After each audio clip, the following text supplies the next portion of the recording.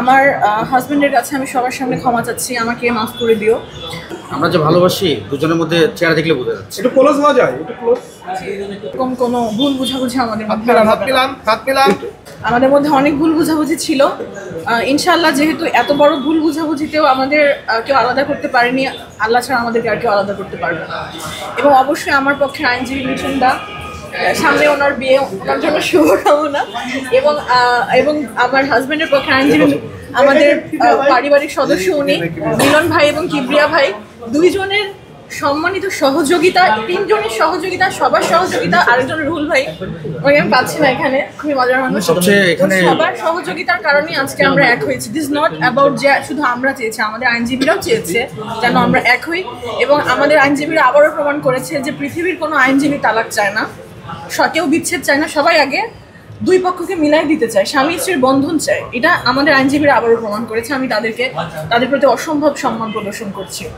And আমি আবারও বলছি যে আমি আমার হাজব্যান্ডের আসলে সাথে আমার যে ভুল বুঝাবুঝিটা ছিল সেটা আমাদের নিজেদের কারণে ছাড়া আশেপাশের মানুষ অনেক বেশি বায়াস্ট করেছিল আমাদেরকে, আমাদের পরিবারের আশেপাশের মানুষ, আমাদের বন্ধু বান্ধব। সো আমি আসলে ওই ব্যাপারে যেতে চাচ্ছি, আমি আমার স্বামীর কাছে ক্ষমা চাচ্ছি।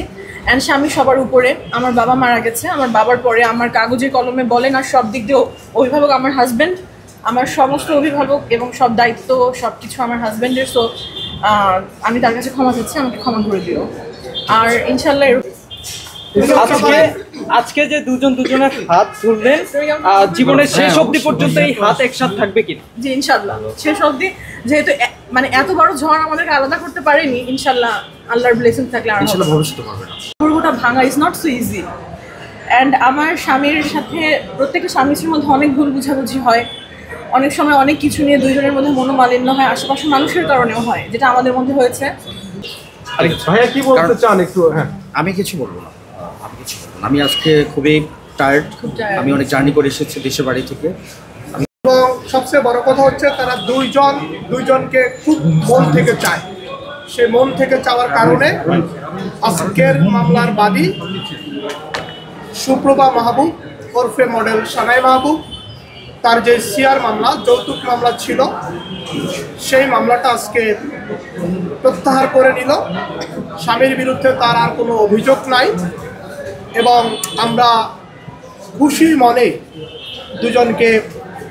দুজনকে মিলাতে সক্ষম হলাম। তারা স্বামী স্ত্রী আবু সালেহ মুসা এবং দূরে থেকে নিয়ে এটা সবাই দূরে থেকে নি। আমরা আইনজীবী হিসেবে অনেক বেশি খুশি এবং আনন্দিত। ভাই একটু কাছাকাছি আসেন, ভাই একটু কাছাকাছি। দুজনকে অনেক বেশি ভালোবাসে, এটা তাদের চেহারায় ফুটে উঠেছে।